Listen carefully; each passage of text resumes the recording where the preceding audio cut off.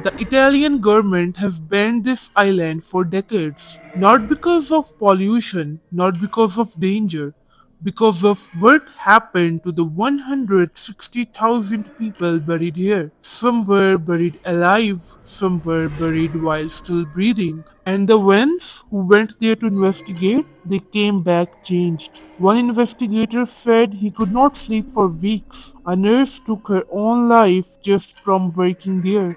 This is Provalia Island, and this is what really happened.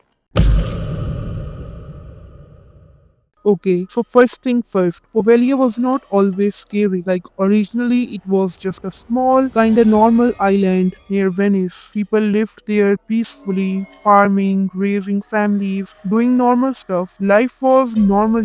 Then in 1379, things changed. Wars started happening between maritime powers and Venice. Well, they got scared. They did not want enemies taking over the lagoon. So boom, they evacuated everyone. Overnight, all the people were gone. House empty, streets empty, and for over 100 years, nobody lived there. Fast forward to 1645, Venice decided to put a fort on island. Soldiers lived there, but it was still pretty lonely. Then the real darkness began in 1776. Venice handed over Poveglia to the health department.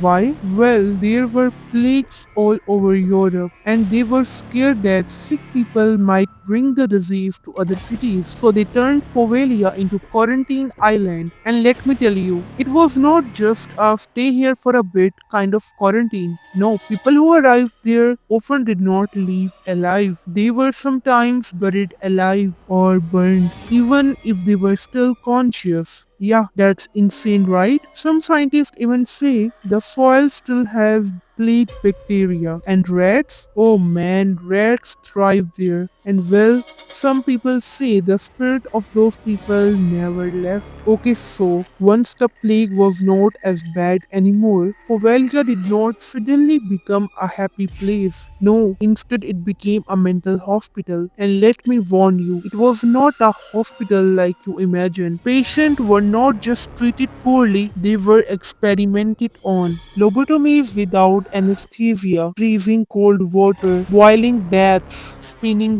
wheels designed to torture them physically, and doctors called it science or curing mental illness, but basically it was curse. Okay, so let's talk about the crazy stuff that happened in the mental hospital, and trust me, it's really messed up. When the hospital was active, doctors did not exactly care about being gentle. They were doing like experiments, and I mean weird experiments that sound straight out of the horror movie. For example, they had this thing called water treatment or the water boiler experiment. So patients, yeah, real people were put in freezing cold water for hours, sometimes days, and then other times they were forced into boiling hot baths. Like imagine the pain, the shock, it's insane. And the doctors would just watch or take notes because they thought it was a treatment. Then there were these spinning wheel experiments. Patients were strapped to spinning wheels that would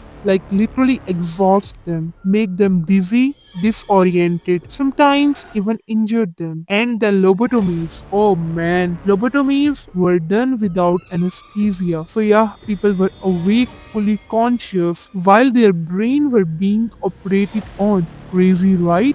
Some people say they even had special cages, and patients were sometimes left there for hours or days. And all of this for research or to cure mental illness. But really, it was pure torture. Even the staff, like some nurses and doctors, said they could feel something strange, whispers, voices, unexplained sounds. Some people even took their own lives because they just could not handle the energy there. And the patients who died, their spirits stayed. Yeah, that's what make this island like really haunted, because these are the angry spirits. Paranormal investigators go there and they captures voices, sounds, warnings like telling you to leave. And yeah, a few YouTubers actually went there. One famous investigator went with all his equipment, cameras, EVP recorders, and the whole thing. Well, he captured voices in Italian, like people saying, "Get out" or "Leave now."